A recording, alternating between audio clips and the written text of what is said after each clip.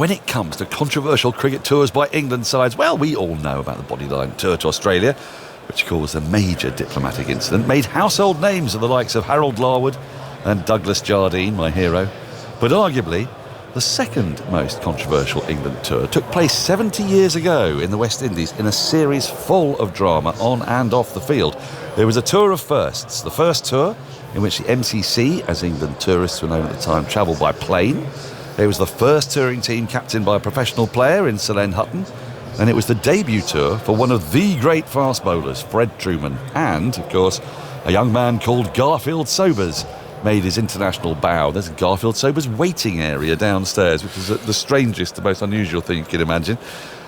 There was a brilliant comeback from England in this series. Disputes between the teams, crowd trouble, rows over umpiring, a throwing controversy. It had a series that had it all. And our tea guest is a multi-award-winning author who, among his books, is the story of that 53-54 tour, Who Only Cricket Knows. So welcome to TMS, David Woodhouse. Thanks for having me on, Dan. No. Thank you for coming. I've talked to you about this book many times because it won the Cricket Writers book and the MCC Book of the Year. Was it in 2021? I want to say. Yes, it managed to win all four of the major cricket awards. The Grand Slam. Yes, the Grand Slam. Although Nick Brooks, who wrote the very fine history of the Sri Lankan cricket, did it the next year. So it's not a unique achievement. Right. I should point out. No, it really is an absolutely terrific book. But what was it about that series? I mean, is it one that had always been an itch you had to scratch? Not particularly. I researching something else, I read Len Hutton's last memoir, and it just occurred to me how extraordinary it was no one had written about it in any depth. Because, as you say, I mean, people say it's the second most controversial series after Bodyline. I wonder whether it's actually probably the most controversial. It has everything Bodyline has. It has intimidatory bowling, several batsmen put in hospital. It has diplomatic incidents, telegrams flying back and all the rest of it. And it also has a court-martial where, at the end of the tour, where Trevor Bailey and Fred Trueman, once of this parish, were both severely disciplined.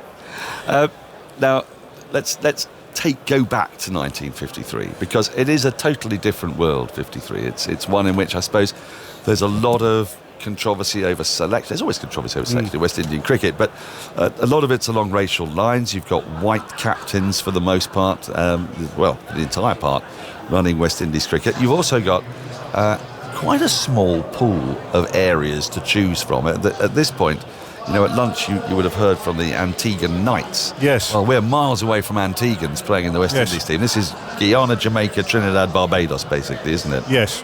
On the West Indian side, you're absolutely right. And I was listening to Vizier making the same sort of comments on commentary and your interviews with the Antiguan Knights, in that basically what were called the Big Four colonies, and of course they were colonies still in those days, that's Barbados, Jamaica, British Guyana and Barbados, almost without exception produced the test team. There was actually a very good fast bowler called Frank Mason from St Vincent, who, according to Frank Worrell, was one of the fastest bowlers he faced, who never seemed to come into consideration for this series. In fact, if he'd played, it may have been a different story, because West Indies only had one really fast bowler in Frank King. And similarly, I'm afraid at that time, although George Headley had once captained the West Indies at home, the unwritten rule was still that there should be a white captain.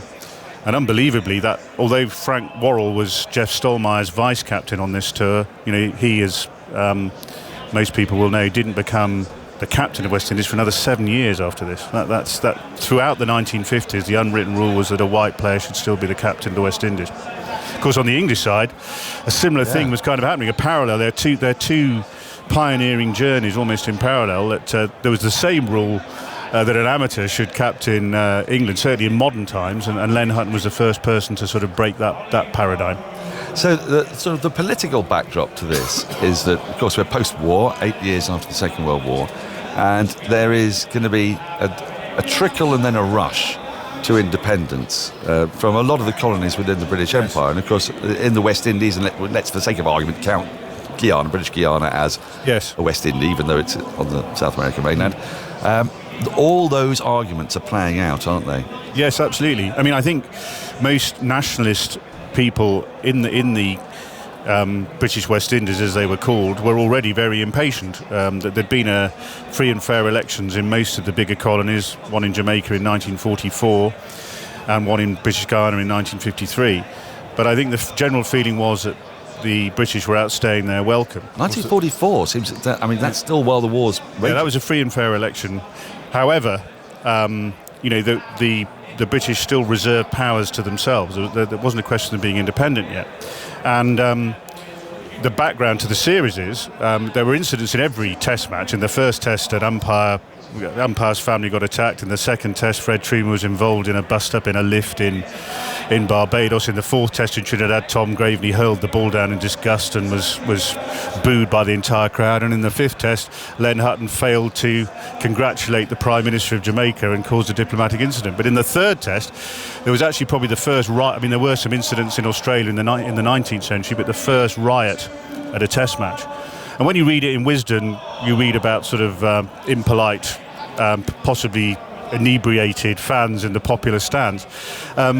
British Guiana happened to be under a state of emergency at the time. You know, the Argyll and Sutherland Highlanders had been brought in by Winston Churchill's government because they put the democratically elected leaders under house arrest. So one suspects that might have had something to do with the febrile atmosphere that the England cricketers were sort of thrown into. And how well prepared were they for this? Because, you know, they're still cricketers. Yes, I think that's fair. I mean, there are two ways of looking at it. I think if you're criticising them, they just failed to read the room completely. You know, Hutton went in there just wanting to win, wanting to prepare for Australia, where of course he did win in the next winter, and basically not wanting to fraternise with the opposition, playing really hard. Because, so I suppose we should just go back to the previous series, because England had lost the previous series to the West Indies. That's right. Sorry, I forgot to say that the series was billed as the World Championship of Cricket because the West Indies had beaten England in 1950 here 3-1. And England had just beaten Australia in the Coronation Ashes 1-0. So that's what the billing was. If you remember here at Trent Bridge, I think it's almost 74 years to the day that Frank Worrell scored 261 here. So it was billed as the world title of cricket, which wasn't probably helpful. The two press corps got very irritated with each other. In fact, one of the West Indian pressmen said he'd not come across a more biased bunch of typewriter punchers since the days of Dr. Goebbels. Wow. So that's kind of how heated it became. In fairness, those days were only about 8 years before. But yes, true. But to answer your question, I think they failed to read the room, but on the other hand, they weren't properly prepared. So there was a briefing for them at the tavern at Lord's the day before they went, and very unusually they were going by plane. They would normally go by boat. And the Minister of Labour, Sir Walter Monckton, was sort of sent to give them a briefing. He had his mind on other things. There was a big train strike going on. I think Churchill said he wore himself out by giving way. But he wasn't really paying much attention. And the players were a bit bemused by the sort of general advice they got. In fact, I think Fred Trueman said that if he was expected to be on Her Majesty's diplomatic service, he wanted diplomatic pay and privileges, you know. Because they were only on £500 pre-tax plus a £50 good conduct bonus, which Fred, I'm afraid, got docked. So they weren't on great money, even if you adjust for inflation. And they weren't really given much guidance by any politicians. They had very little experience. Hutton had very little ambassadorial experience. His player manager, Charles Palmer, had very little. So it was an accident kind of waiting to happen that they got themselves into difficulty by appearing arrogant and standoffish. And Palmer was sort of there because there needed to be somebody from the ancien regime, I guess, there, who was... My instinct, I didn't say so in the book because I couldn't absolutely prove it, but I think they wanted David Shepherd to go as an amateur captain. There was this feeling that while Hutton was acceptable at home to try, they wanted to beat Australia after all. One really needed someone of the officer class, away from home. But Shepherd was training to be a minister, church minister, so he couldn't go. I think they picked Hutton, gritted teeth, and then made sure there was an amateur just, for emergency purposes in case things went badly wrong. Does he get to play from memory? Does he get a... He did get to play. Yeah, he played one test match. I think he scored 4 in the 18 and 4, if I remember correctly. And I think, when he came to the wicket at number 6, Hutton, who'd been batting very defensively, he faced 1,887 balls in the series.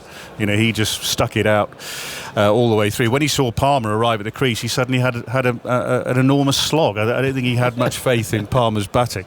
Palmer had been foisted on him really although they got on quite well as people, I think Palmer had been foisted on him by your friend Gubby Allen and other other asterisks elements at Lord, shall we say, like Pelham Warner.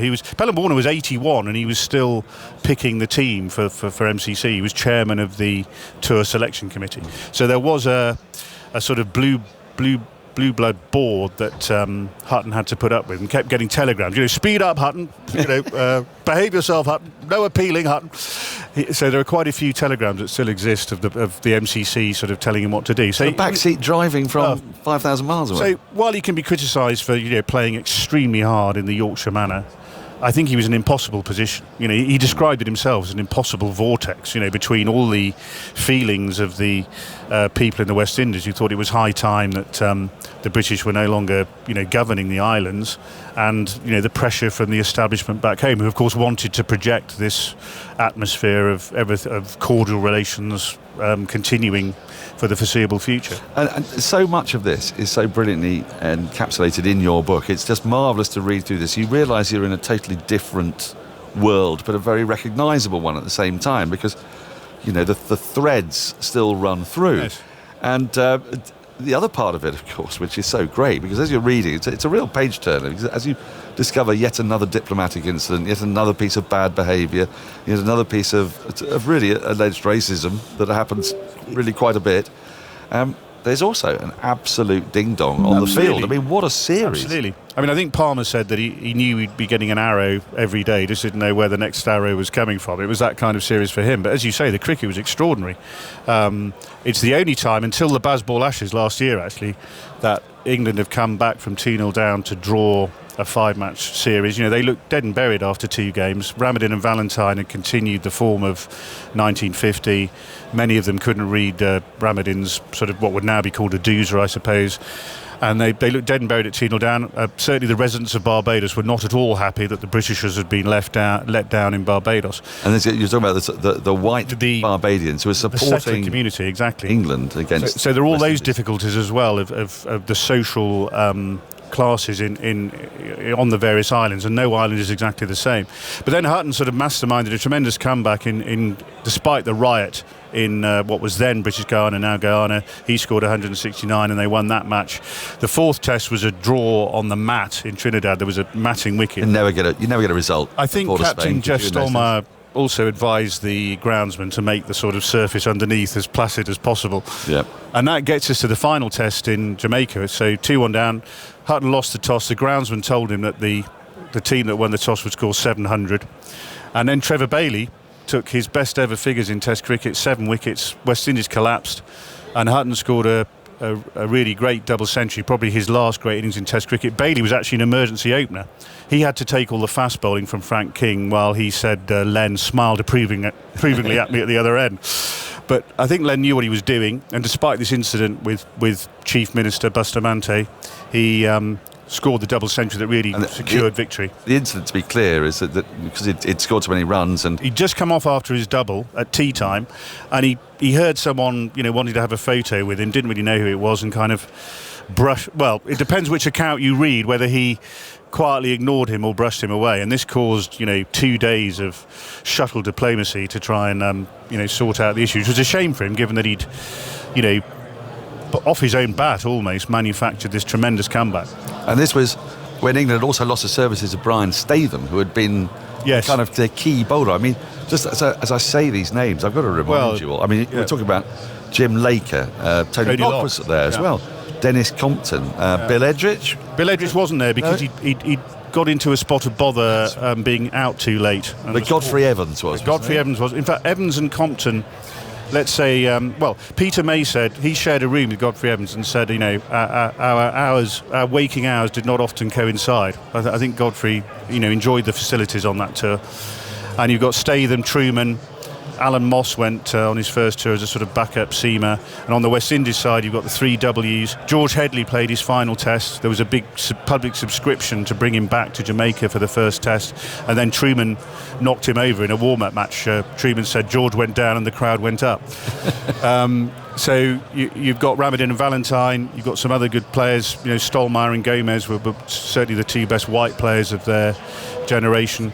So, it was Willie Watson again on the England side, scored a big 100 in the first game. So it was an absolute A to Z of great 1950s cricketers, and all sorts of things happened. Tony Locke was no balled for throwing in the first test. That's the first time that had happened in the 20th century, and was therefore unable to use his faster ball for the rest of the series. How much was that, do you think, the start of an obsession with throwing? Because, I mean, you see in the 50s and later in the early 60s, Yes. like with McKiff and the like. Yeah. And do you see that as a kind of the genesis of it? I think probably, in that I think the Australians always accused people like Gabby Allen of having double standards, in that Locke was generally acknowledged to be, certainly to throw his faster ball. His excuse was that he'd sort of practiced a flatter trajectory in some nets in Croydon at Alder's department store in Croydon, not actually in the department store, attached to the department store, right. And that he had to bend his arm to get the ball to sort of keep under the roof. Whether that's true or not, I'm not sure, but I certainly feel the Australians felt that they could employ those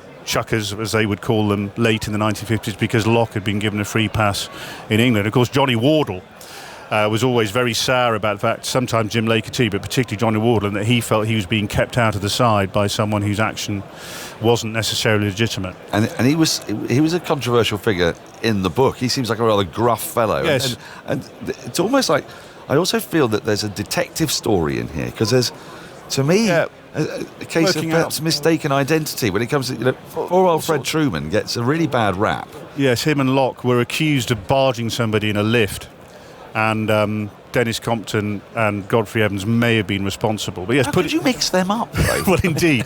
I don't think Dennis would have sworn at the lady, as was alleged. So Right. maybe it was them, but you just never know. But piecing together, who roomed with who and all the rest of it was very interesting. And of course, we must remember, in those days, it was like being in a Big Brother house. They were away for months on end, 5 or 6 months. They shared rooms. They had to go to endless functions, with the governor of each island and so on and so forth. So to ask these young men to do all that and perform this ambassadorial role was, I think, asking a lot, even if on this particular tour a few people, including Dennis, probably let themselves down a bit. So I cut you off before the end of the fifth test, because the fifth test is pretty dramatic. You've got Hutton's double 100 and England have come from 2-0 down, and they're going to win this game. So at the end of it ought to be a sort of cause for celebration, but it's actually, there's a really nasty taste left in the mouth at the end of the whole tour, isn't there? People like E.W. Swanton and people in the MCC felt that, there'd neither been brighter cricket nor good ambassadorship for Britain. And so Fred Truman was docked his good conduct bonus. Trevor Bailey was effectively stripped of his vice-captaincy on a technicality, really. And there was a pretty concerted coup to remove Hutton, as some of our listeners will probably know, and replace him with David Shepherd. And the vote, I think, was just by one that Hutton survived. Wisden had to publish a clarification from MCC that it was unanimous, but I think it was actually probably by one vote. And of course, the rest is history. Hutton survived and went on and won in Australia in 54-55. One of only 3 England captains to do that since the war. Yeah, I mean that is, I suppose, in a way, the middle point of that brilliant England team in the 50s, and then you get to 56, don't you, with the return Ashes. Yeah, Peter May's captain by then. Yeah, and by that stage you kind of like England reigns supreme. But it's so extraordinary that in the midst of all that story and that rise, England's first great team after the war, this series has been largely ignored. And would you say they've been ignored because it was just... I think on both sides, actually. I think the English prefer to remember the Australia victory the next year, where there was, as Hutton said, I did it without leaving a smell in Australia, unlike Jardine. Right. And I think the West Indies like to forget it partly because of some island rivalries and some embarrassment about the riot, but also, of course, because they were 2-0 up and didn't manage to hang on. I mean, that's always not a series you want to remember from a home point of view. David, thanks so much for coming in during this tea break, telling us all about it. Who Only Cricket Know. Go out and get it. It is a truly terrific book, and it's won the Grand Slam of awards. So I heartily recommend it. It's an incredible story, a real page turner. Thank you so much for coming along.